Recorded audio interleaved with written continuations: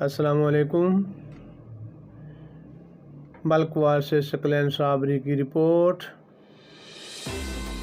Chairman P T I Imran Khan سابقہ وزیر اعظم پاکستان نے ملک بھر میں مہنگائی کے خلاف احتجاج کے لیے ہدایات جاری کی۔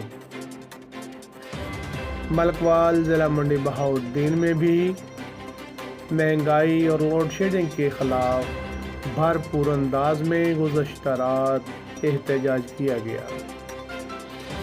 عوام کی کثیر تعداد نے گوجرا، بھوسال، میاں گوندل، پنڈ مکو، رکن، ہریا، ملکوال اور گرد و نواح سے احتجاجی ریلی میں شرکت کی۔ احتجاجی ریلی کی قیادت چودھری نذر محمد گوندل سابقہ وزیر اور وسیم افضل چند سابقہ ایم پی اے، گلریز افضل چند M P a P T I اور دیگر رہنماؤں نے کی۔ ریلی کے شرکاء نے امپورٹڈ حکومت کے خلاف سخت نعرہ بازی کی۔